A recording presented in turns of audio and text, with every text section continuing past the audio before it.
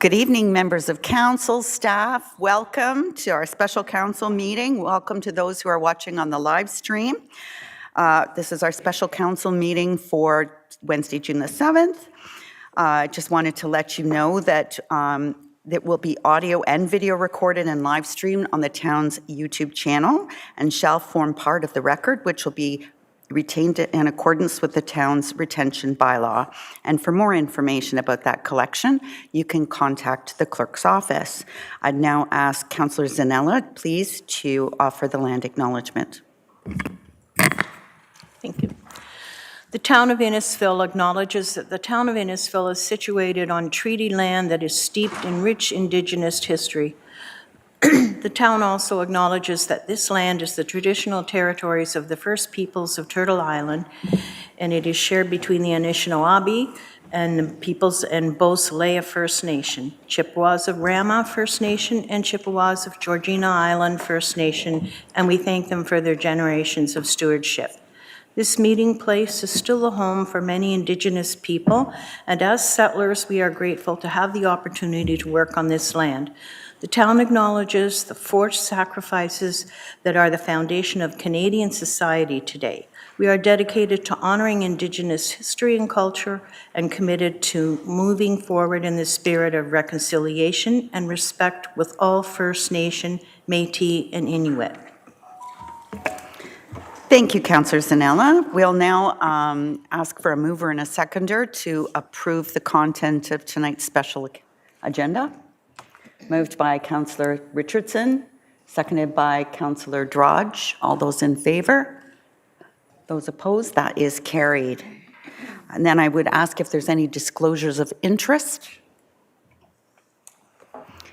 Due to the fact that I sit on the board of all three of the organizations, I will not declare, but I will be passing the chair over to the Deputy Mayor, which leads us to item 4, a mover and a seconder, please. That's for the purposes of these 3 meetings this evening, the 3 AGMs, that the Deputy Mayor be appointed as chair. Mover and a seconder, please. Moved by Councillor Constantine, seconded by Councillor Zanella. Those in favor? That is carried. Turn it over to you, Deputy Mayor. Thank you, Your Worship. I believe our first item on the agenda is a presentation by Mr. Perceau, President-in-Chief of InnPower Corporation. I think there's minutes of the annual general meeting of June the 8th, 2022. Apologies. Does anyone have any concerns, adjustments, amendments to the minutes of the last meeting? None? All right. I need a mover and a seconder, please. Councillor Drodge, Councillor Constantine, all those in favor? Carried. All right, now we have 4.3. The presentation from Mr. Perceau. The floor is yours, sir. Thank you very much, Mr. Chair. Good evening, Mayor, Deputy Mayor, Council, staff, guests, and valued residents and customers that are joining us online. I'm pleased to be with you here tonight to share an update from our utilities and highlight the great work that our staff have done over the last year. With me today, we have our board chairs, Mr. Bob Lake for InnPower and Mr. Oliver Gershow for InnServices and InnTerprises. We also have some directors that are joining us as well. We've got Donna Orsatti on the InnTerprises board. We've got Mayor Dolan, of course, and I think I've covered everybody. I think we've got George online, George Chaprou. He's on the InnPower board as well. So both chairs will be saying a few words throughout the presentation tonight. And without further ado, we have a busy hour and a half here with us, so I'll go as quickly as possible, make sure we get all the information across, and please get your questions ready. So without further ado, I'll begin with the power company. So I wanted to start a little bit with the overview of the utility companies. Under the town of Innisfil's umbrella, there's InnPower, which is the electricity distribution company. InnTerprises, our telecommunications, EV chargers, and energy services company. And InnServices, our water supply treatment, transmission, distribution, and wastewater collection and treatment organization. The beauty of this structure, having the utilities all under the one common shareholder, is we all work together very, very closely to provide superior value to the town of Innisfil's residents. Each of these companies do have a separate board of directors as well. So just introducing the board, there's a 5-member board on the InnPower, and in 2022 it was chaired by Director Bob Lake. Bob has been providing leadership to our board for 23 years. His term is up for renewal and he will be seeking reappointment at the end of his term. I just want to take this opportunity right now to thank Bob and the board for their superior leadership in making this one of Canada's most successful utilities. So thank you. Also want to introduce the executive team led by myself. We've got Glenn McAllister in the audience here today. We've got Arthur Berdichevsky, who could not join us, Tracy Morden, and Nancy O'Halloran. So Glenn is responsible for all things finance, regulatory, and supply chain. Arthur looks after our engineering and operations, and Tracy looks after our customer service, billing, collections, and IT. And last but not least, Nancy keeps us on our toes by organizing and making sure everything's is kept on track. Just want to thank the executive team for another successful year for InnPower. So a little bit about InnPower. I won't spend too much time on this, but InnPower continues to be one of the fastest growing utilities in Ontario. We have about just over 20,000 customers, 21,000 customers now in Innisfil and South Barrie. And we maintain a service territory that is as big as Mississauga with 292 square kilometers. We are a private business. We're 100% owned by the town of Innisfil, which means we work for the town of Innisfil in working for the town of Innisfil. My apologies. The table to the right has a number of facts that you can see as well. Most importantly here, you can see that we have 10 distribution stations, which is a little bit unheard of for a company of our size. Usually those are owned by bigger distributors. So we have those, and we have our own protection and control department. So we have a pretty big company and resources at our disposal. You can see at the bottom here, we've got the new mission, vision, and values that we've launched with the updated strategic plan. We put a lot of thought and effort into this at the staff level and with the board of directors. You can see that our vision is we're very aspiring. We're looking to be one of Canada's most innovative utilities, and hopefully what you see today will take you on that journey with us. So another slide here to show the highlights and facts about InnPower. You can see we have over the 21,000 accounts. Moves remains the number one reason that customers call into InnPower. That just speaks to the amount of growth that this municipality is seeing. We remain busy receiving calls. You can see we received over 22,000 calls in 2022, with 83% of them answered within 30 seconds. So we're very proud of that accomplishment. In the fall of 2022, we sent out a customer survey to assist with our cost of service. You'll see the top priorities in the middle remain affordable cost of electricity, maintaining and upgrading equipment, investing in storm hardening, and minimizing outage response times and communications. Those are all elements that we take very seriously. We've put a lot of thought into this when drafting our business plan and our strategic plan, as well as our cost of service application. Post-pandemic, we have returned to in-person community events, which has been really great. We recently attended the neighborhood nights events, which were a hit so far. Looking forward to attending the rest of them. And our online presence and social media engagements and impressions are continuing to increase, which goes to show that customers are engaging with us, and they're using the resources that we're providing online. So heading into the engineering operations. So we're facing growth in all areas of our business, as you know. including customer requests.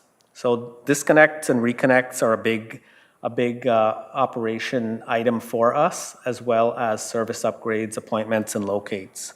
This is all work that is required in servicing in-home upgrades and things like panel changes, putting in perhaps EV chargers and the like. So you'll see over the last 3 years, the numbers have increased dramatically in each of those categories. While new residential services connected on time has dipped slightly in 2022, it still remains higher than the OEB industry average of 90%. You can see that dip is caused by the rate of growth that we're experiencing and trying to scale up the resources necessary, which is something that we are actively working on. In light of all of that, you'll see that we were able to keep our scheduled appointments on time at 100%. With respect to major ongoing projects, we have the Hewitt and Salem area development that continues to be the largest development that we're looking at right now with about 22,700 homes. We have Metrolinx crossings, which are 11 crossings that we're burying underground across the railway tracks with a total cost of about $15 million. And we're actively pursuing our new transformer station, which is going to be grid connected to the Hydro One transmission line coming in from Barrie.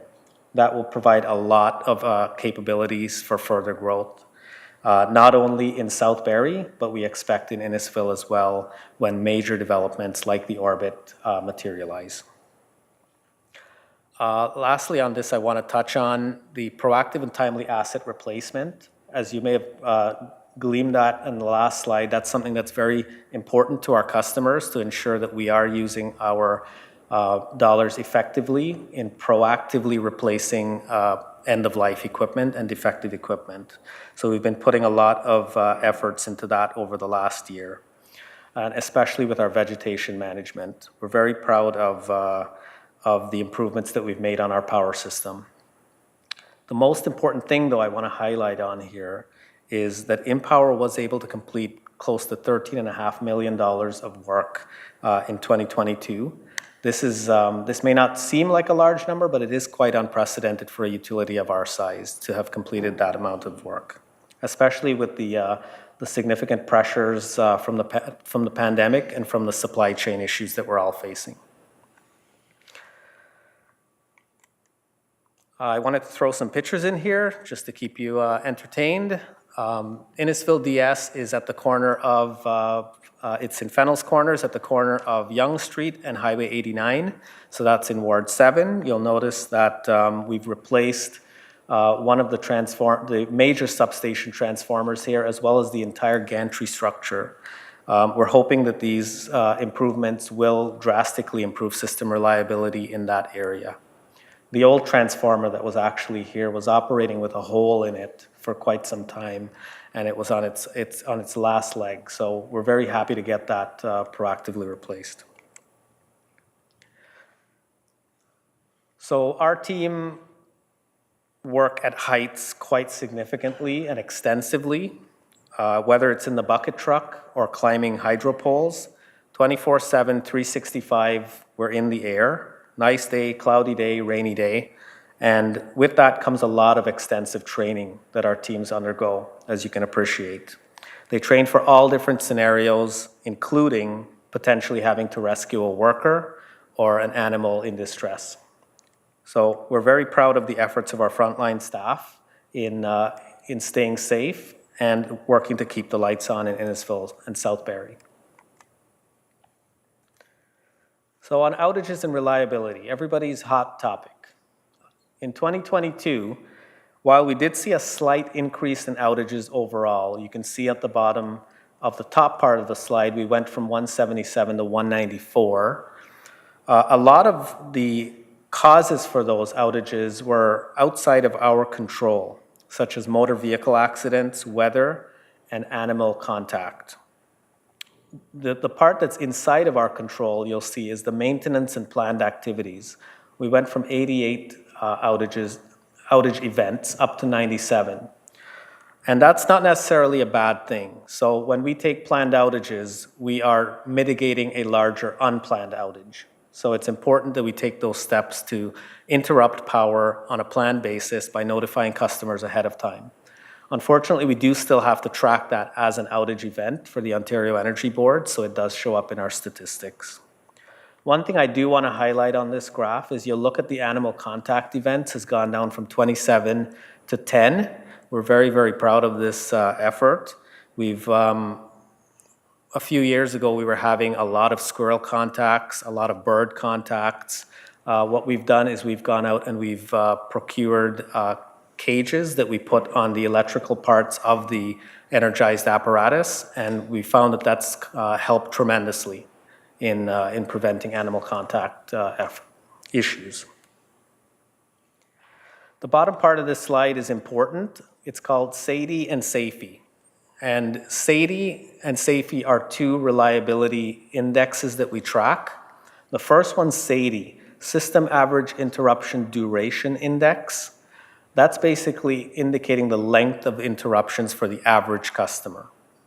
SAIFI, on the other hand, is the average interruption frequency. So how many times does the average customer have an interruption to their power? So starting first with the graph on the right, you'll see both of them are less than 1. They're very close together. So what it's really saying is for the average customer, they are experiencing less than 1 interruption per year. That's really what that graph says. Although for the people that do experience interruptions, the average customer is seeing a duration of 1.04 hours. So that's how the two graphs relate. So that's important to know because although our SAIFI has gone up slightly and the system is designed to temporarily interrupt faults, you'll find that the SAIDI has come down from 1.77 hours to 1.04 hours. So it means we're responding faster and we're having sustained interruptions that can't be cleared by the system less frequently. Wanted to touch now a little bit on the bill breakdown. I usually put this slide in just to remind customers that InnPower keeps the lights on. We do all of this training, and we're trying to be as innovative as possible, and we operate with 34 cents out of every dollar. Most of the charge on this bill does go to pay for generation, transmission, HST, and other charges.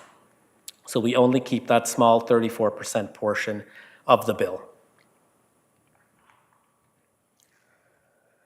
Power of local hydro. So InnPower really continues to support this local economy. I want to make it very clear that the residents of Innisfil and South Barrie are InnPower's first and only priority. Like, this is the only priority that we have. Being a small, locally owned utility means we have each other's best interests at heart. And we make an effort to know our customers, and we encourage our customers to make an effort to know us. That's the benefit of having local hydro. Customers trust local hydro. So we as the power company are the trusted advisors for customers when they have any questions or concerns on their energy needs, or they're looking at installing anything that is an energy service or a distributed energy resource in their home. We're not just here to sell or to distribute electricity. Customers benefit from having less red tape with local hydro. So what does that mean? It means working closely with our municipal partners for maximum community benefit. Our decisions are always made faster, and my door is always open. Customers expect innovation from local hydro. So boy, do we innovate. So much so that we built that into our vision statement. And you'll be seeing some examples today, but there's so many more examples that we've shared with our staff, and trying to empower them to come up with more ideas and how we can really maximize the value that we're giving to our ratepayers. And finally, customers know local hydro powers the local economy. So we're energy champions. We work tirelessly to provide our customers with safe and reliable powers, but we also look at job creation and growth within Innisfil. We're very passionate about economic development in this municipality.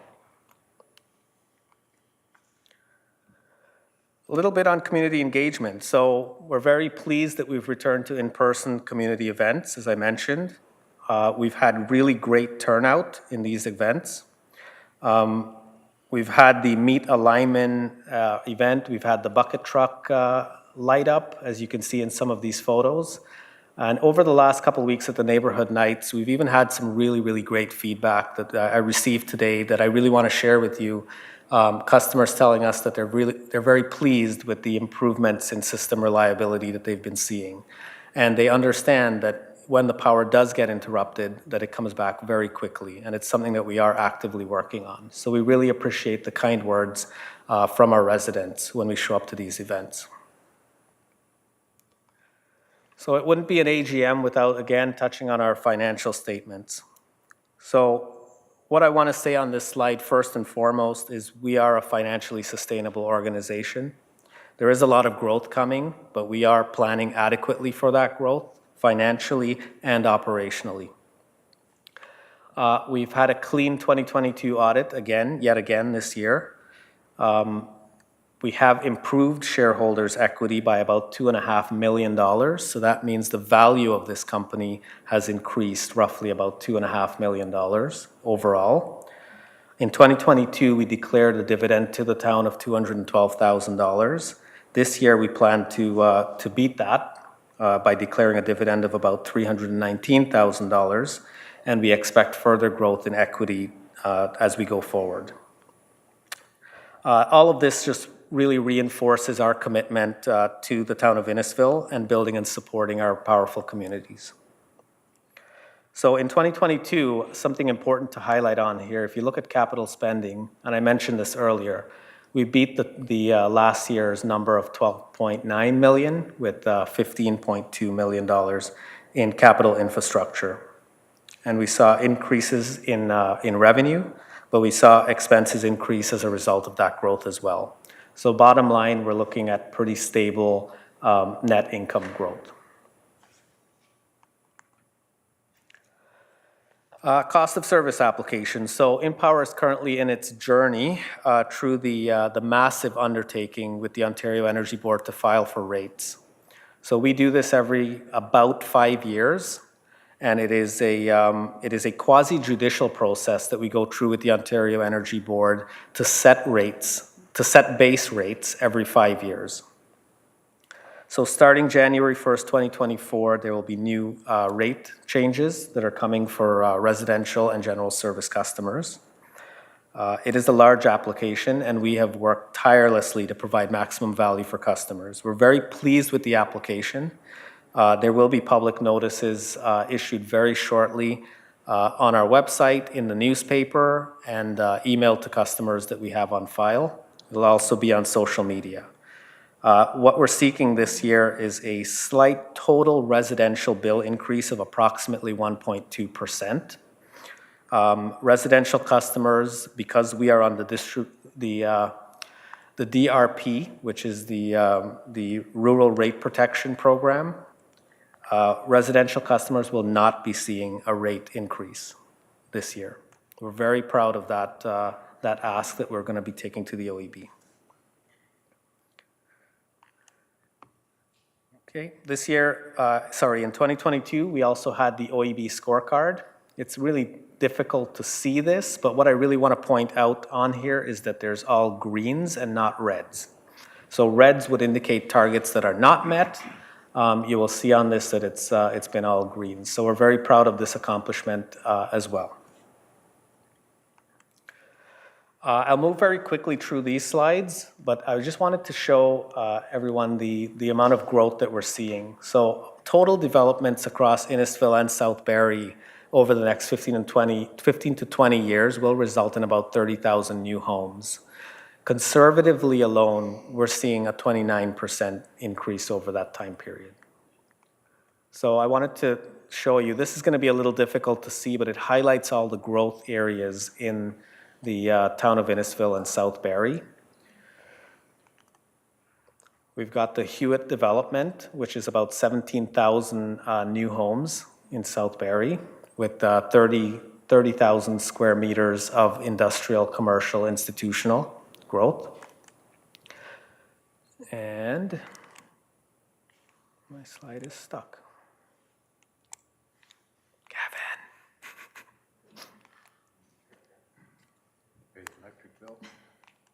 Yeah. Kevin and I prepared for this. We changed the batteries too. Oh, there we go. All right, Salem development. So Salem's got about 6,000 residential units, but you can see the square meters. We've got 2.5 million square meters of ICI. So this is the area around the 400 corridor, Innisfil Heights. So we're looking forward to developing that land as well. I wanted to show a time-lapsed example of a single Hewitt subdivision, just to show you the rate of growth that's happening right now from 2018 to 2022. So you can see there's a lot of quick earthworks that are happening. Lake Haven development, former Innis Village, that's the one you drive by there on the 20th Side Road. Very, very big development. As you can see, we've got 2,300 residential units planned with 8,000 square meters and a rec center. And of course, Alcona developments. All this area in Alcona is being developed with about 2,400 homes as well. And Lefroy with the Alsami Ballymore Group. And that's it. So apart from all this growth, how do we meet all of this? Well, we're looking at rolling out our strat plan. So this is now a board-approved plan. It's a huge document. I wanted to summarize exactly what this document entails and why we have it. This document, as you can see, is going to be heavily focused on growth, innovation, and continuous improvement. But one thing it's going to be looking at is enterprise risk management and mental health and burnout. So these are emerging considerations that we are exploring in our organization.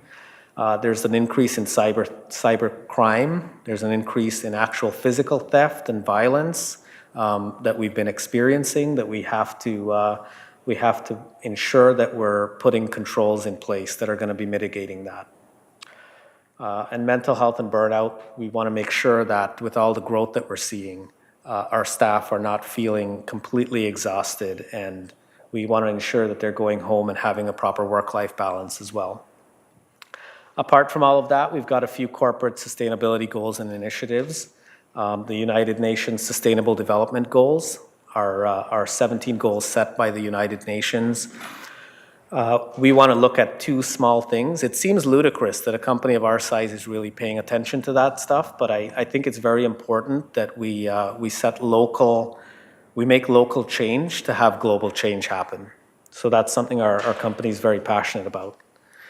Equity, diversity, and inclusion, we want to make sure that things are fair and equitable for our staff and for our customers and how they're treated. And we want to put an emphasis on environmental, social, and governance initiatives. This is something that's going to be huge in the next couple of years, and we want to get ahead of that. So I was going to tell you about two good news stories on the innovation front.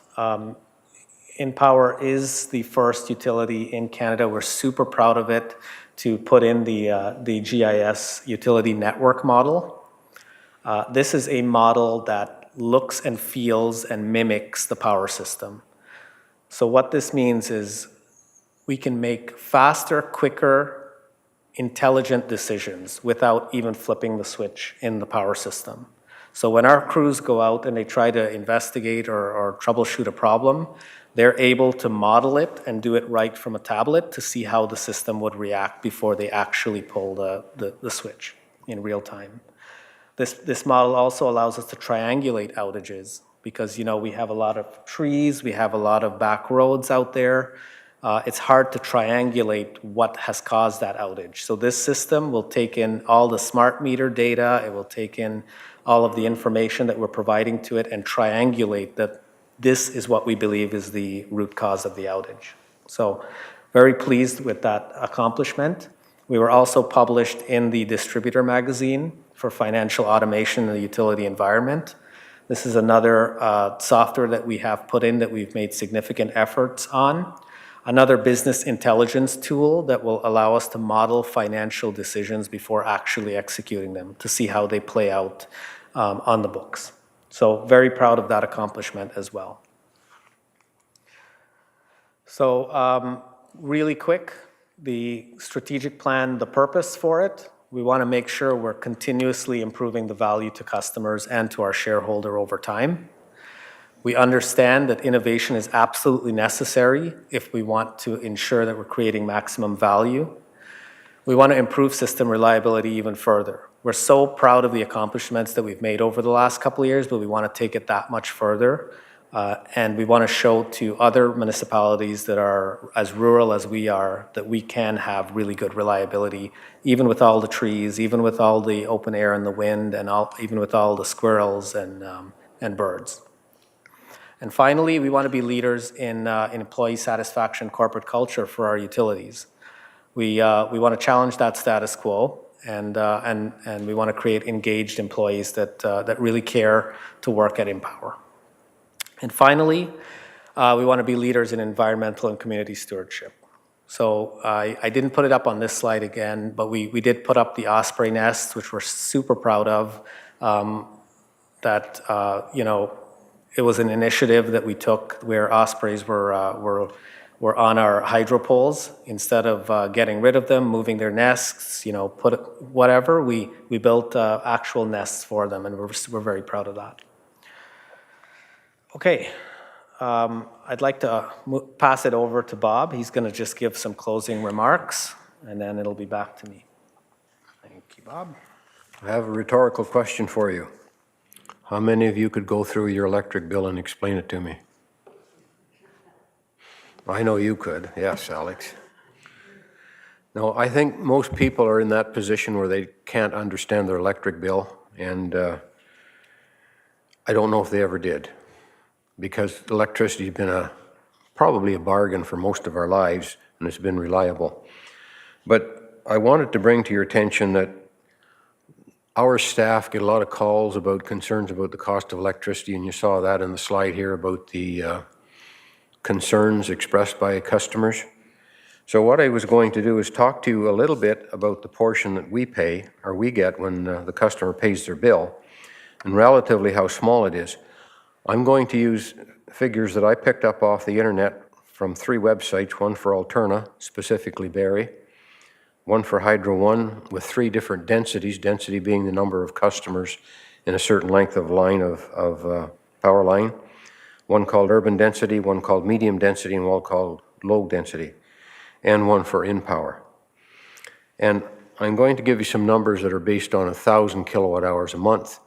Danny has used 750 in his calculations, and our portion is something like 34% there. Of course, if it was a larger electric bill, it would be a smaller percentage. The rationale for me using 1,000 is because we still have a lot of customers in what I will call low-density areas or medium-density areas, and as a result of that, they're probably not having natural gas as their heating source or their electric water, or their water heating source is probably electricity, so they're probably closer to 1,000 kilowatt hours a month. So here we go.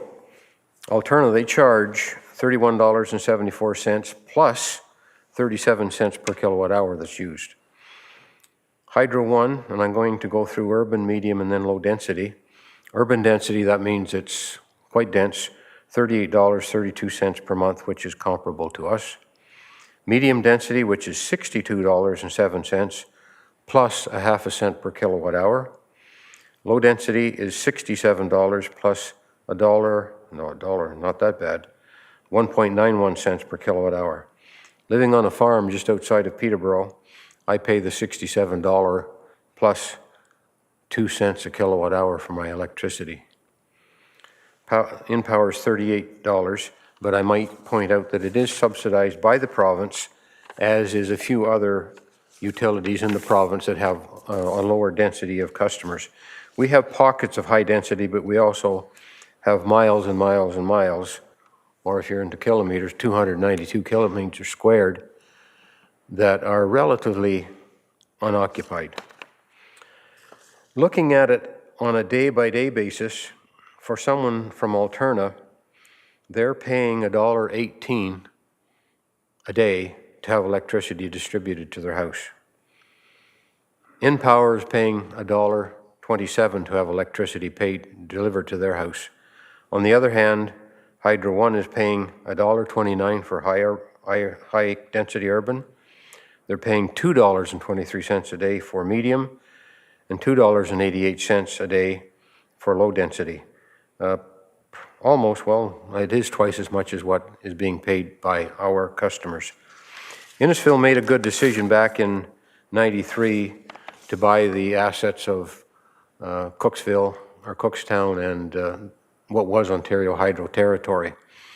If Innisfil had not done that, those customers today would be paying Ontario Hydro, or Hydro One now as it's called, rates, and they would be paying significantly more than what they're paying. I point that out because often, again, I'm repeating what I said before, customers don't appreciate. All we do is we're the trucking company. We carry electricity to the house. The lion's share of the costs are with the independent electricity system operator and various charges presented as a result of provincial decisions. We have no share in that. So my message is take it easy on our staff when you're concerned about your electric bill. We're just a trucking company. We're not the ones that made the electricity. All righty. Thanks, Bob. Oh, I'm stuck again.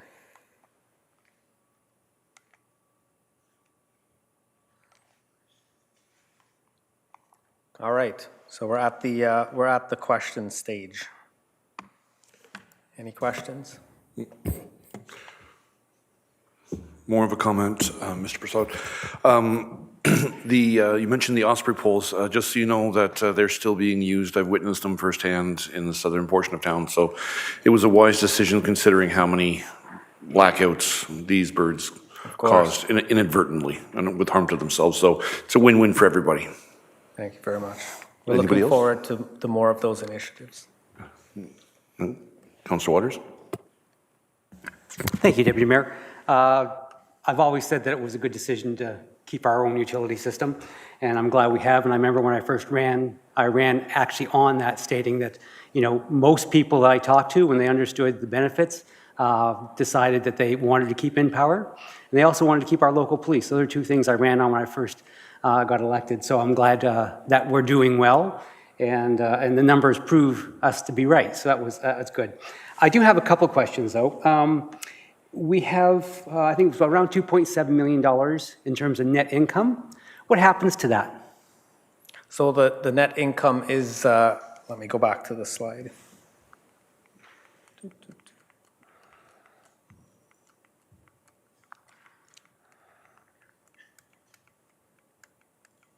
Boy, I had a lot of slides. Yes, so in 2022, we do have a net income of $2.7 million. So that would go back into the utility, into retained earnings. And can you explain what retained earnings are? So retained earnings is the value of the company. So the value of the company has grown. So can you explain to me, that's cash, that's $2.7 million cash, which goes back into the company. Does that mean it's reused for improvements, innovation? How is that? Of course. Yeah, so there are some nuances, and I mean, Glenn can probably speak more to the nuances in terms of what are cash amounts versus paper amounts. But in general, the net income is reinvested into retained earnings of the utility, and the utility is able to use the retained earnings to fuel its business. And so according to the statements, I think we're around $17.9 million in retained earnings? I think in total retained earnings. Okay. And how can that money, if that goes back into the company, how can it be used and how can it be spent? So retained earnings is not a real figure. Okay. It's a paper figure that is representative of the value of the shareholders' equity amount in the organization. Okay, so it's not cash like in an Not account. everything from the net income becomes cash. Okay, all right. Thank you, because I was just wondering. I thought we had $18 million sitting in an account somewhere.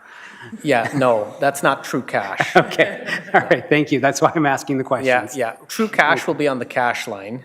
Okay. Yeah.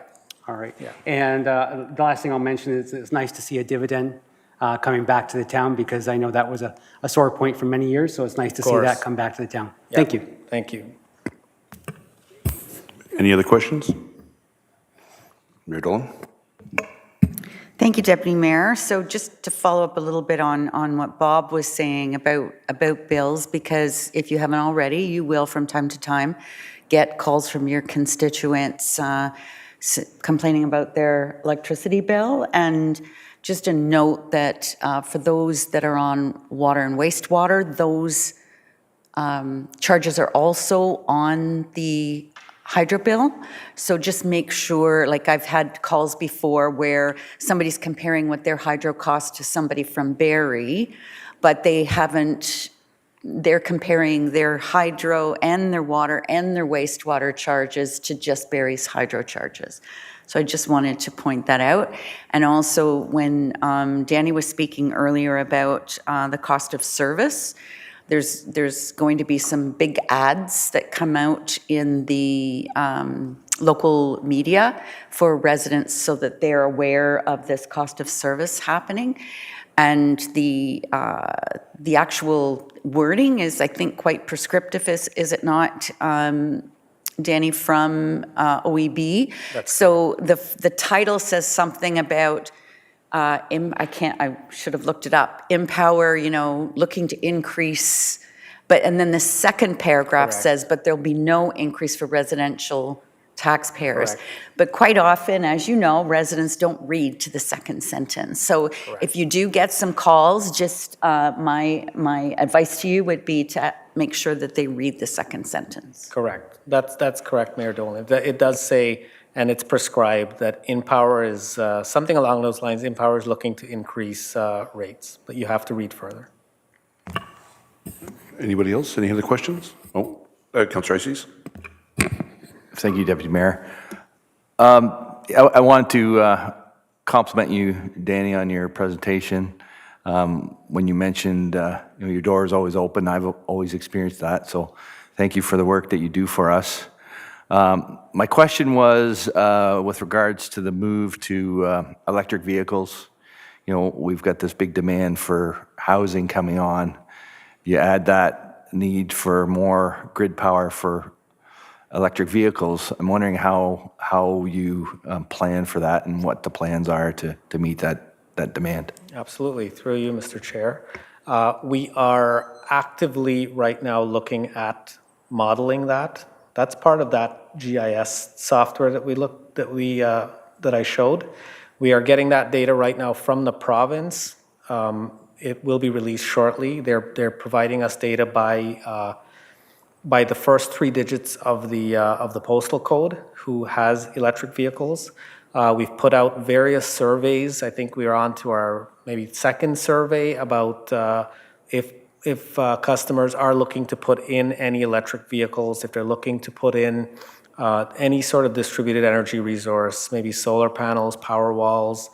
And further, we've gone as far as changing our new service application so that when somebody does apply for an infill service panel upgrade or a net new home, they have to indicate if they are going to be installing those things or not. And then we take all of that data right now and we're going to be combining it into our planning software that would be looking at that. So we're prepared for it. Again, any questions, concerns, thoughts, ideas? None? Okay, perfect. So the recommendation is on the screen that the presentation from Mr. Danny Persaud, President and CEO of InnPower Corporation, be received as information, and that the audited financial statements for InnPower Corporation for the period ending December 31st, 2022 be received as information, and that KPMG be appointed as auditor for fiscal year 2023 for InnPower Corporation, and that their remuneration as such be fixed by the board of directors of each company, and that Robert Lake be reappointed as private sector representative to the InnPower board of directors for a 3-year term to 2026. Need a mover and a seconder for that? Councillor Saunders, Councillor Ices, all those in favor? Carried unanimously. Perfect.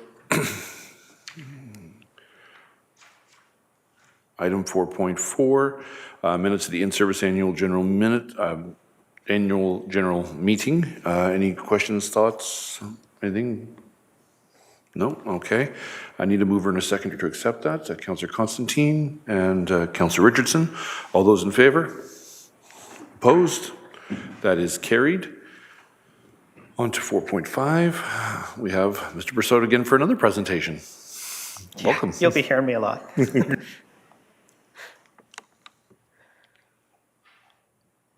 All right, so switching gears now into InnServices. I will start with, again, reintroducing the InnServices Board of Directors, led by our town CAO, Oliver Gershow. I want to thank Oliver and the board again for their continued support and success for InnServices. Under their leadership, we are operating in a fiscally efficient manner and continue to have safe and clean drinking water for our residents and ensure that clean and safe treated water is taken back to our lakes and rivers. Before I pass it over to Oliver to give a few introductory comments, I just want to acknowledge that 2022 will be the final year for Director Bill Van Berkel. He is now here in the audience. On behalf of the executive team, we do want to say thank you, Bill, for your contributions to our company, and we wish you well. Thank you.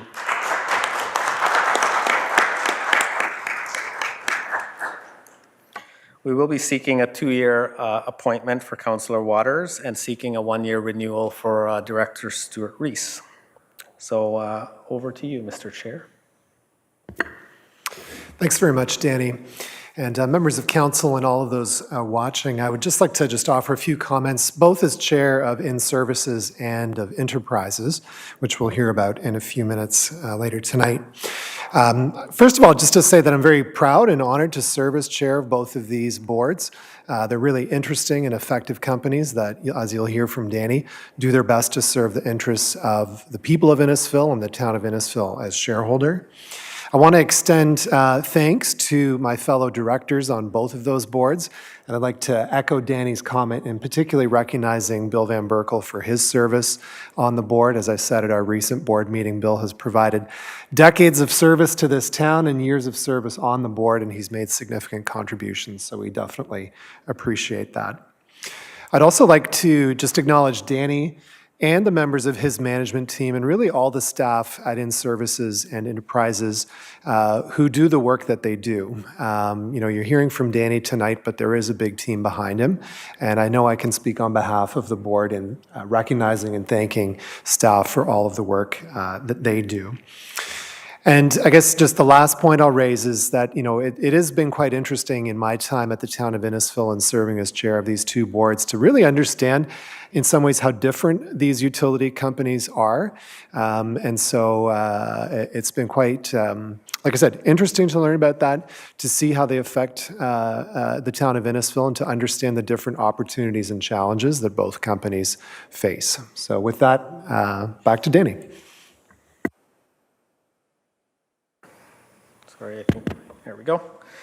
Thank you very much. Just passing it on to our executive team now. So thank you to our executive team that are again in the audience. So Glenn is responsible for the financial aspects, as we mentioned. The difference here, I guess, is Tom, our Chief Operating Officer, who's not able to join us tonight. Tom is responsible for the engineering and operations for our company. So moving on, just want to go through some quick facts. So InnServices is 100% owned by the town of Innisfil. It is a huge operation. We have about $1.3 billion in infrastructure. Thinking about it, we probably did not know that. We didn't think about that, but it is a huge business that we run. We operate 24/7, 365, 12,000 customers and 45 employees. I want to show a little bit about our water operations. So again, we do everything from treatment, taking it from our 4 systems. We do transmission down to Bradford, we do distribution, and we do storage. So we do a lot, we do everything in the entire value chain for water. So it's a very big accomplishment for us to have that. We have one surface water system, which is the Lakeshore Water Treatment Plant. but we also have the 3 ground source wells as well. So 4 water systems in total that we do maintain.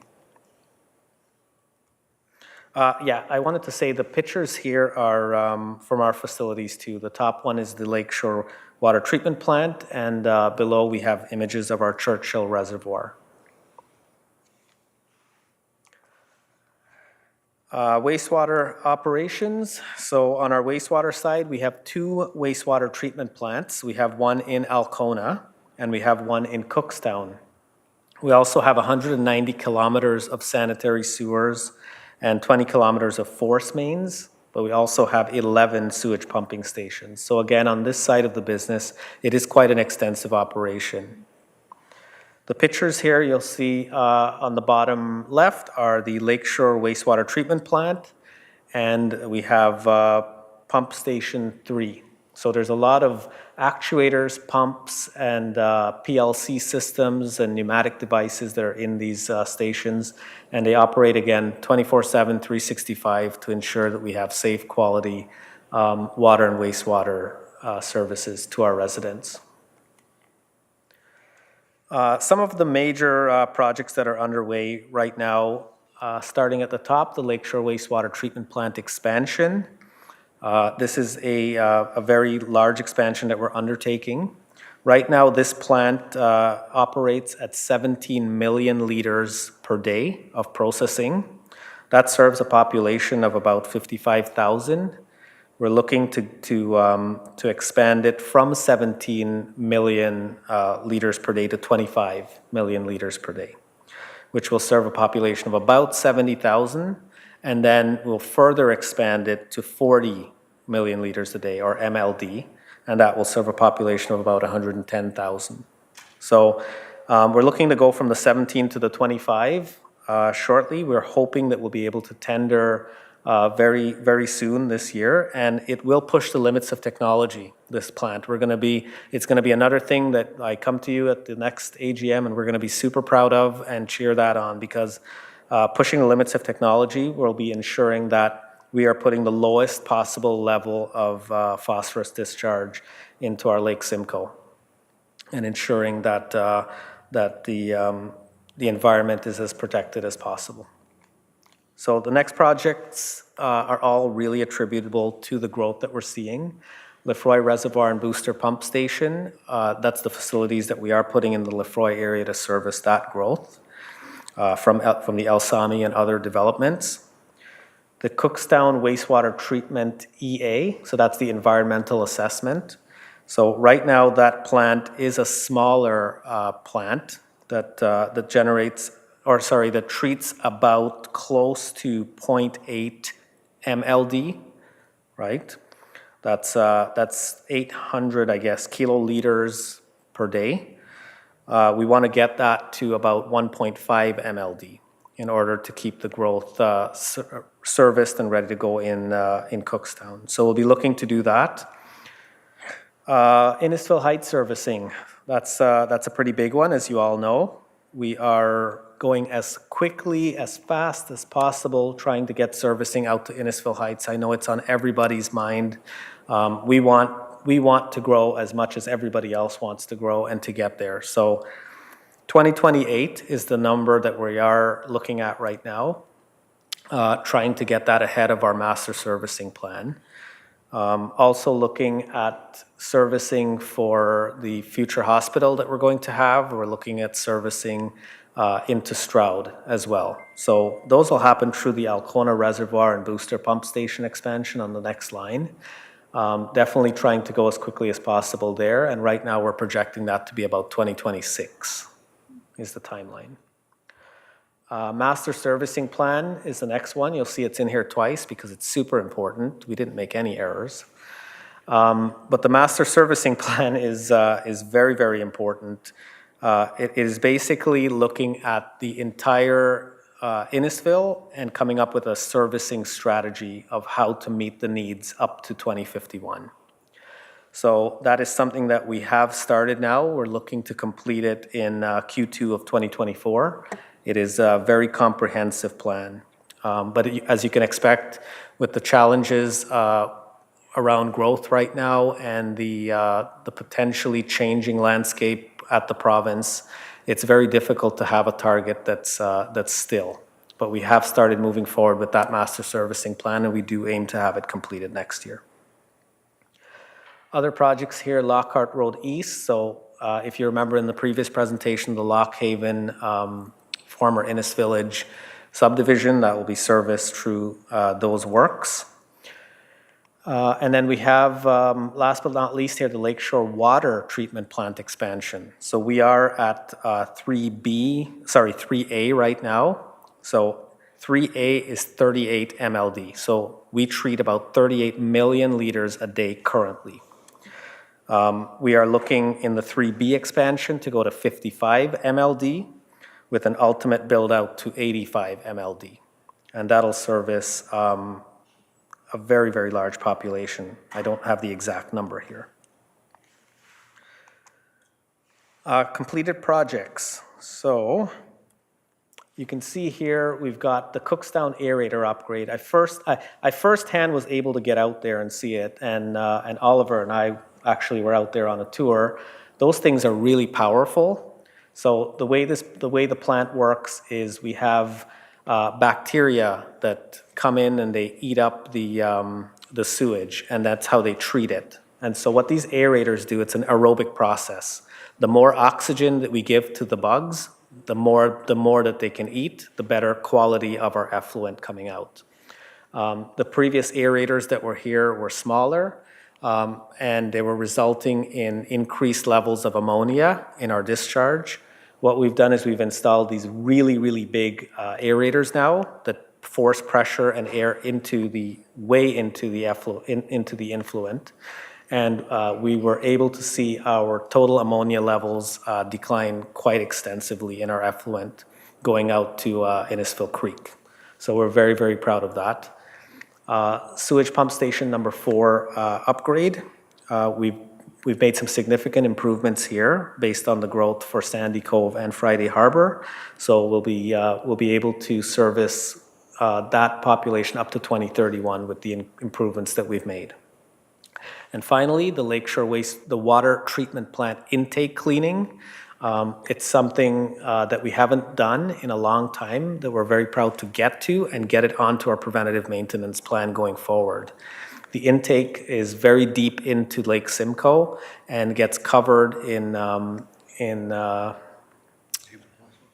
zebra mussels. Thank you. Slipped my mind. Covered in zebra mussels, and so we have to get in there and we have to scrape all of that out. And so we're looking at different technologies right now to see how we can most effectively do that. So how do we keep it all together and ensure we have a consistently safe and high quality product? Well, we have something called a drinking water quality management system. This is very similar to an ISO standard, if you're familiar with ISO standards, and it really ensures that everything is done with checklists and standards in place to ensure that we are consistently producing safe and quality drinking water for consumer protection. This standard comes with periodic internal and external audits as well. So there's a whole bunch of checks and balances in place. So on the compliance front, we're very, very pleased that we've achieved 100% inspection rating in all of our 4 drinking water systems. I continuously tell our staff, and we're getting better now, but I want to make sure that residents really know what a great job we're doing with their drinking water. To have 4 water systems that have 100% rating is quite good, really good. So we're very, very proud of that. Other things that we've done with the drinking water quality management system is we've gone digital. So we're able now to not have as much lost paperwork or paper all over the place. We have it on something called Site Docs, where operators can actually get in and put in all of their checks into the application, and it will do its own reporting and give us the results of how things are going on demand. So we're very pleased by that. It also gives us 100% control over versioning, which may not seem like a big deal, but if you have multiple versions of different documents, it could create chaos pretty quickly. So very important stuff from our compliance. Touching really quick on this, this is just on Lakeshore, but this just highlights what 100% compliance is. So in here, you can see there's 535 items that are checked overall, and there are 0 non-compliances out of 535. So we take that times 4 water systems. So I hope that stresses the great job that our teams are doing. With respect to corporate services, we are trying actively to improve our customer communications. We had the InnServices website launched in 2022, building on our corporate identity. Continue to work with the integrated customer service with Innisfil and InnPower, and looking to do further optimizations over the next year. And again, we've implemented technology in our operations. Specifically, the one I want to call out is water meter tracking and billing. We want to make sure that we have made sure now that there are checks and balances when meters are issued for developers to connect. The building department doesn't connect them until there is a tag on the meter from InnServices. So that's helped to reduce so much lost water that we're super happy with. Lastly but not least, modernizing the InnServices fleet. So we're going to be doing a modernization to get all of our vehicles up to between 2020 and 2023 to make sure they're on the road and they're roadworthy. We also installed a piece of software called Geotab in all of these vehicles, which will allow us to get real-time idle time, maintenance, fuel consumption, engine codes, all of that. And we'll be able to investigate how our vehicles are used and potentially looking at electric vehicle options moving forward. So really quickly on customer support, we are short on time. I won't spend too much time on this, but you can see we've done significant customer support over the last year that we're very proud of for our organization. Customer engagement, again, remains a top priority. The jar of treasures that we find in the sewer continues to be a hit. We've got some false teeth. We've got some half $20 bills. These are all highlights of the event, so check it out. We're still looking for the other half of that $20 bill.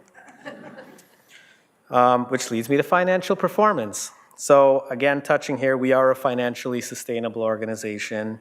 You can see here that we've got incredible growth in our total assets and our retained earnings. Clean audit opinion, yet again, which is a really great accomplishment. And most importantly here, you'll see that we've increased the town's equity through our retained earnings by that $2.9 million. That's actual cash. So the $2.9 million is reinvested into infrastructure. So we did see an increase in our total expenses. So that's reduced our operating balance slightly, but still $2.9 million of growth is really good. One slide on profitability here. You can see over time that our total assets have continued to increase. We've also got an increase in that retained earnings as well. Okay, so what's next for InnServices? Long-term financial planning and rate study. So this is on the finance side. So we want to make sure that we are, again, financially sustainable to meet the growth needs of tomorrow, but we're also replacing proactively the aging infrastructure that we're facing right now. So we want to make sure that we hit those two parts. We will be looking at a rate study to help with water conservation. We may be looking at tiered rates in the future, which is something that could help with that, but that's a rate study that we will be undertaking. And we'll be looking at a water loss study to ensure that we are capturing the difference between water that we're generating and treating versus water that we're actually charging for. Okay, and in terms of the strategic plan, similar to the InnPower one that you've seen, but it continues to be discussed at the board level. So it's not yet approved. We're hoping to have it in place by the end of the year. 3 main priorities that we've discussed so far. Number 1, focusing on the core business, ensuring that we have consistent, safe, and reliable drinking water and sanitary services. Priority 2 would be focusing on the organic growth and servicing improvements. So we're talking the Innisfil Heights, we're talking the Stroud, we're talking the Cookstown, all the areas that we're looking to have proper servicing at. And then 3, potentially looking at larger growth opportunities, both regionally and maybe contracted services and water solutions in the future. That's it. Any questions? Thank you, Mr. Persaud. I have a few questions. I've been in some conversations with some third parties regarding the servicing of Stroud and the potential plans for them. Now, I know that they want to go down Yonge Street. Now, have there been talks with the county considering they're looking at expanding Yonge Street in the process? Will it be a similar process that they're doing with Innisfil Beach Road, or will it be independent? I believe that they're putting a roundabout at the 9th line and Yonge Street. 9th and Yonge Street. So that will be a county-led project. So InnServices will have to coordinate with the county to get servicing up to Stroud. Okay, thank you. Any other questions? All right, Councillor Zanella. Thank you, Deputy Mayor. Just a question about upgrading aging infrastructure. How often do we upgrade infrastructure? Like, is there a time? Everything has a life. How long is it? Right. So through you, Mr. Chair, we haven't gotten to the state of proactively replacing things until failure. We are looking at our preventative maintenance programs. We are looking at bringing in an actual program in place to do these inspections. As you can imagine, it's really hard to assess your infrastructure when it's below the ground. We've been trying a variety of things.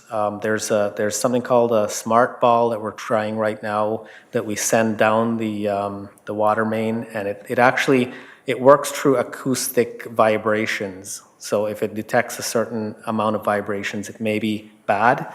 We haven't had very much success with that. We're not sure what else is out there, but we are looking at an asset management type program, maintenance management right now. So we're just on the cusp of that. We want to move away from run it to failure. We want to create a data-driven organization like we have on the power side. So that's something that we're actively trying to get to. Thank you. Councillor Waters, and then I believe Councillor Ices. Thank you, Deputy Mayor. I was just kind of curious on the water loss that you had mentioned in terms of, could you explain what the water loss is? Is it structural loss through the pipes, or is it some other water loss? Sure. So water loss is anything that, sorry, through you, Mr. Chair. Water loss is anything that it's a difference in the reconciliation between billed water and generated water. So, and that could come from a variety of reasons. It can come from water theft. We could have tanks driving up and connecting to hydrants and stealing water. It can be small breaks that are underground that we don't see. It can even be areas where we're not metering water. Like we may be just irrigation systems. It could be anything that's using water that is not being tracked is a water loss. So, because I was reading somewhere about the idea of charging for your water loss, like adding that into the bill. Is that correct? That's something that we could consider over time. So on the power side, for example, there is a loss factor. It's called a loss factor that is built into rates. And it recovers that loss from the rest of the ratepayers. That's something we could look at. That's going to be part of the rate study that we are looking at. So this is my question then, is since there are a variety of different reasons for the loss, including theft and those types of things, and I think, then you should be charging to include that in the bill. But I guess my comment is more around water loss in terms of leakage. And if you're charging for the loss, then there's no incentive to fix it. So I guess my question is how do you balance that between, paying for legitimate losses in terms of theft and then, keeping an eye on the ball in terms of leakage in the infrastructure. So just your comments on that. Yeah, through you, Mr. Chair, leaking infrastructure is way more problematic than that. I mean, you're going to have property damage, whether it be roads or sidewalks or even homes and businesses. So we always try to get on leaks as quickly as possible. You can tell if the leak is substantial. It'll bubble to the top, and you'll tell that there's a leak there. We would have to go out and replace those things ASAP because, you know, apart from the property damage, it'll get worse. So it's not like we're not going to be replacing assets and just charging ratepayers for the losses. Okay, thank you. Councillor Ices? Thank you, Deputy Mayor. Danny, I just wanted, you mentioned Stroud, servicing Stroud. Yes. You mentioned a bit of a timeline. Could you just go over that again? Do you know what the timeline is for getting water and sewer into Stroud? Yeah, through you, Mr. Chair. So in our 2018 master servicing plan, Stroud was identified as servicing post-2031.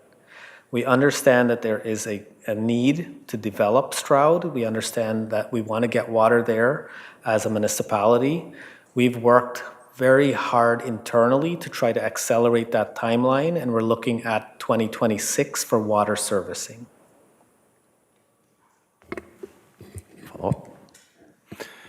Thank you for that. The other question I had, I wanted to maybe follow up a little bit on Councillor Zanella's comments on replacing infrastructure. Do we have a capital reserve account similar that we have for roads and that, for that purpose? So through you, Mr. Chair, InnServices follows different accounting rules than the town of Innisfil. So we don't necessarily have reserve accounts. We do have a cash account, similar to any other organization. And that money could be earmarked to replace those things. What we want to undertake over the next year is a long-term financial plan. So we'll determine if we're going to use our cash that we have retained, or we're going to use money from debt financing, because this organization can take out debt financing, or potentially the efforts that we're going to be making are growth related, and that would come out of DCs. So there's 3 avenues or funding sources that we could be looking at in either replacement of assets, new assets, or anything like that. Thank you for that. Yeah, you see in a lot of older towns, I think of Midland, where they're having to invest heavily. Right. It would be great to have in your financial management to have something set aside for when we get to that point because of the costs. So thank you for that. Thank you. We'll take note of that. Councillor Saunders?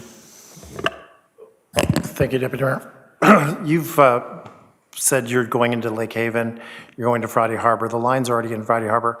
Is there any plans to do Big Bay Point? Through you, Mr. Chair, I don't have the answer to that off the top of my head. I'd have to look into that for you.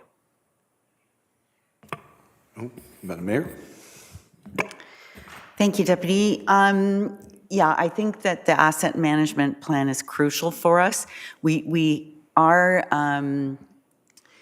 lucky that, well, we're not lucky, but we're fortunate that our infrastructure is relatively new in the grand scheme of things. If you think of places like Toronto with lead pipes. So most of I guess our oldest infrastructure would be in the Cookstown area. But I just want to also comment, although it's not what we hope for, but when we do have major breakages, and we have had a couple this past year, I've just been very, very impressed with the how quickly the work was completed.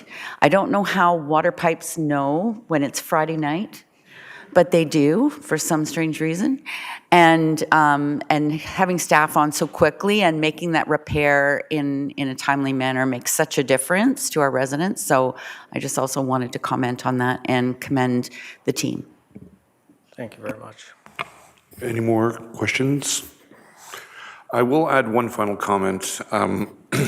Although it is not known as the flashiest or most high prestige job with the town of Innisfil. I know that you've offered tours of the water treatment plants and whatnot to show people what it takes to make sure that the water that comes out of their taps is actually fairly clean. So it's something worth noting if anybody's ever curious. Just give them a ring and they'll give you a tour. Thank you. That being said, oh, no, sorry, Madam. Thank you. I would say, Deputy, that it is the most important job in the municipality. Water operators save more lives than doctors do. So they make sure that we get clean, reliable water out of our taps every day. And it's not fairly clean, it's very clean. Thank you. Okay. That being said, we have the recommendation on the floor. The recommendation, by receiving the presentation from Mr. Perceau, the InnService Utilities Incorporated, that the presentation from Mr. Danny Perceau, President and CEO, InnServices Utilities Incorporated, be received as information, and that the audited financial statements for InnService Utilities Incorporated for the period ending December 31st, 2022 be received as information, and that KPMG be appointed as auditor for fiscal year 2023 for InnServices Utilities Incorporated, and that their remuneration as such be fixed by the board of directors of each company, and that Stuart Reese be reappointed as an independent director to the InnService board of directors for a one-year term of 2024, and that Alex Waters be appointed as a municipal director to the board of directors for a two-year term to 2025. I need a mover and a seconder. That's all right. We have Councillor Drudge and Councillor Richardson. All those in favor? Carried unanimously. Okay, item 4.6, the minutes of the Enterprise Annual General Meeting. Has anybody have any amendments, questions, thoughts, ideas? Nothing? All right, I need a mover and a seconder then. Councillor Zanella, Councillor Constantine, all those in favor? Carried. And once again, we present Mr. Perceau. Okay, last but not least, this one's really short, so I'll be real quick. Oh, it's already going on me. Okay. All right, so our small but powerful team here, InnTerprises, led again by our chair, Oliver Gershow, with the mayor and Donna Orsatti as our two directors.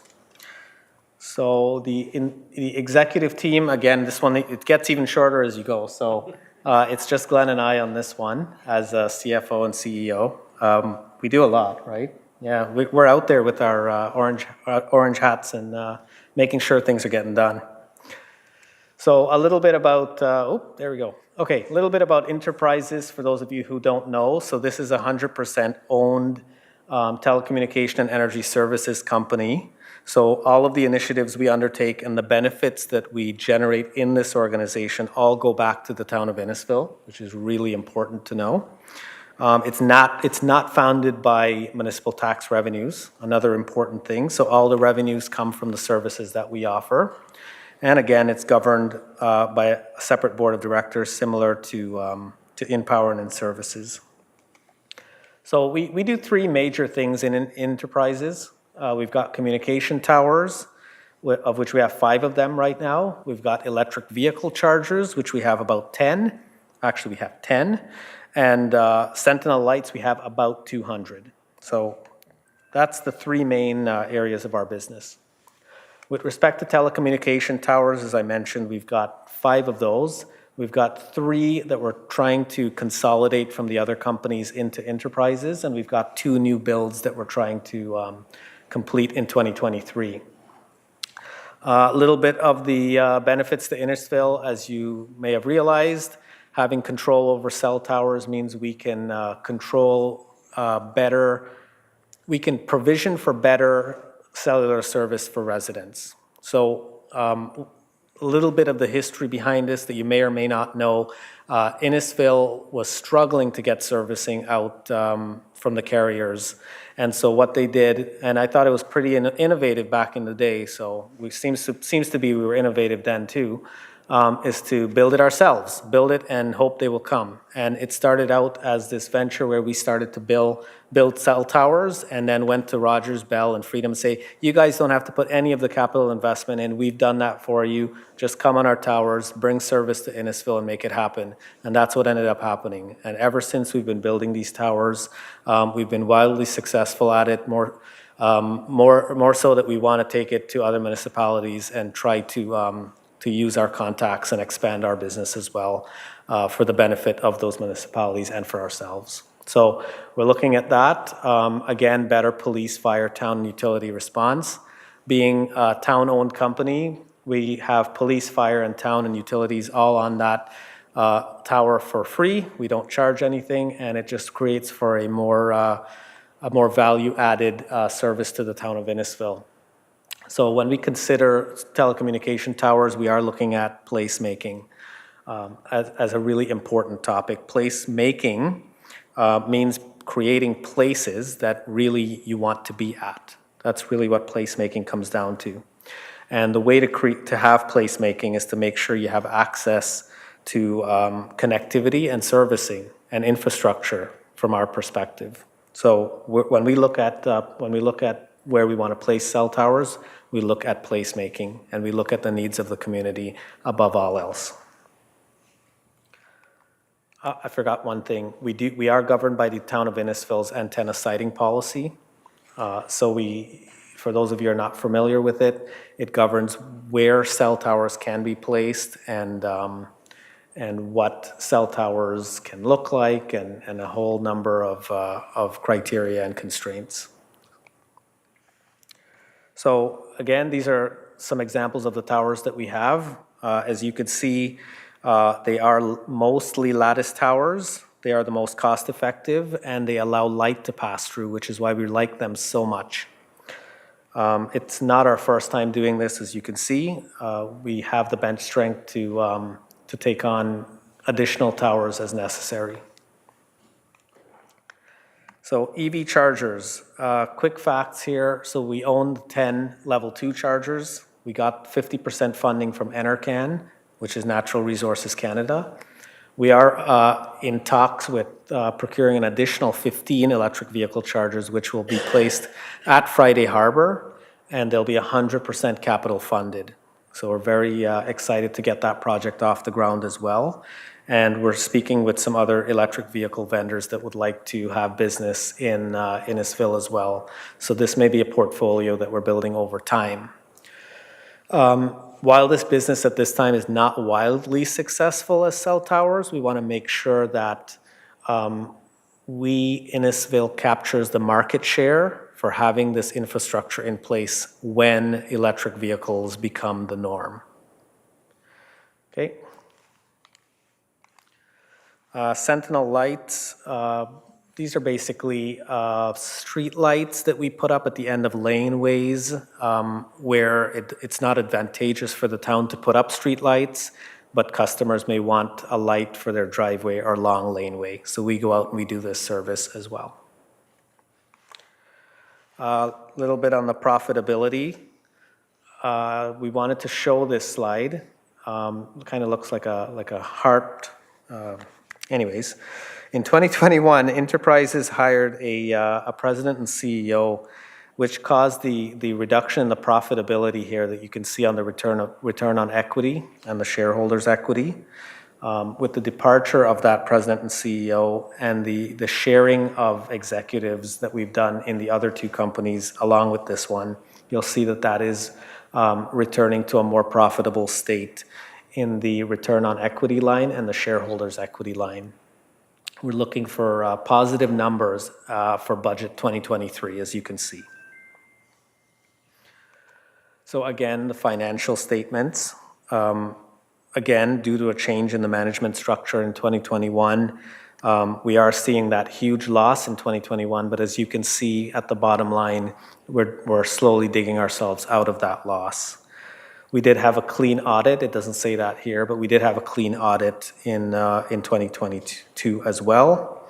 And we signed several new contracts and renegotiated a few more to get us a revenue increase of about $75,000 on the year. And what's next for this company is looking again at the long-term financial planning that's going to be focused on building those cell towers and getting this business back into a profitable state. We are going to be looking at a strategic plan development too. It's very important for council to reflect on what it is they would like this company to be. There is a utilities review being undertaken right now to assist in that. And that's it. Thank you, Mr. Purcell. I just want to give a quick shout out. When you mentioned the electrical vehicles, that bylaw is adapting, and we're looking at setting fines for people who park in spaces for electrical vehicles, so we're promoting the right mentality. I believe Councillor Waters was a big fan of that when it came to the table. Are there any other questions from councillors? All right, Councillor Waters. Question I always ask, Danny, so I'm sure you're anticipating this one. But I guess part of my vision and new strategic plan for enterprises was it was such a unique business opportunity to be able to do things that both InnPower and InnServices couldn't do around conservation measures. And I'm just wondering, in your visioning for enterprises, is that anywhere part of investigating, like looking at a business plan that might investigate those types of opportunities that would help residents conserve both water and energy? Yeah, through you, Mr. Chair, we're all ears. We're open to any ideas that that council may have to explore. Well, that's good, because I have a few people who are who operate nonprofit, and also a gentleman who also is, I think he's with the Durham Renewable Energy Coalition, that has been doing some interesting business opportunities around air source heat pumps, hot water heaters, those types of things, and it seems to be doing fairly well, and also with windfall ecology. So I've been trying to set up a meeting with them to find out whether or not there's any opportunities that they could act in partnership with us. So as long as your ears are open, I'll Absolutely move that forward. Thank you. And Councillor Ices. Thank you, Deputy Mayor. So the question I was going to ask could be related to InnServices or InnPower as well. A lot of the projects that the three companies indulge in, they can have effects to residents. You know, if the front of your yard gets dug up for InnServices or a tower gets put up for enterprises. As a ward councillor, is there a way that we can see where those projects are projected in a budget? I know with roads and town-owned stuff, there's more of a public process. The board that you guys have, where can we find that information about things happening in our ward over the years? Yeah. Is there a spot for that? Through you, Mr. Chair, there is no official spot for that right now due to the fact that these companies are private with a board of directors. That could be something that we do explore going forward, where we put major capital infrastructure projects. Yeah, so that would be something I would want to be looked into, because as you know, when somebody has those questions, they come to the ward councillor first. And so with that in mind, customer service for those companies, would we go through the town's customer service or just go directly to you, or just with some of those, the best practices for fielding those calls, I guess would be my question. Good question. I think the best option right now is to go through customer service so that the case is actually logged and we're ensuring that we have proper follow-up for our residents. And then if need be, those questions can be escalated and managed internally. Thank you. You almost think I had some experiences with that, but yes. Anybody else? Okay, Councillor Waters. One last question. I meant to ask this question when you brought up the topic of zebra mussels, and I had been hearing some solutions around the use of copper that act as a way of keeping. Now, is that solid copper in terms of the pipe it exits, or is that like a copper sulfate, which is something that's soluble, put in the water to keep zebra mussels at bay? So through you, Mr. Chair, it's funny you should mention that. That just came up at our board meeting from one of our directors. So we haven't had time to look into that, but we suspect that it's a mixture of both that we'd employ. But definitely it's something that is very, very pertinent and very top of mind for us right now. Thank you. Last call. Anybody have any questions? All right. Perfect. We need the recommend. All right. Thank you. The recommendation stands here that the presentation from Mr. Denny Persson, President and CEO of InnTerprises Incorporated, be received as information, and that the audited financial statements for InnTerprises Incorporated for the period ending December 31st, 2022 be received as information, and that KPMG be appointed as the auditor for the fiscal year of 2023 for InnTerprises Incorporated, and that the remuneration as such be fixed by the board of directors of the company, and that Donna Orsatti be reappointed as an independent director to the Enterprise Board of Directors for a one-year term to 2024. Need a mover and a seconder? All right, Councillor Richardson, Councillor Zanella, all those in favor? Carried.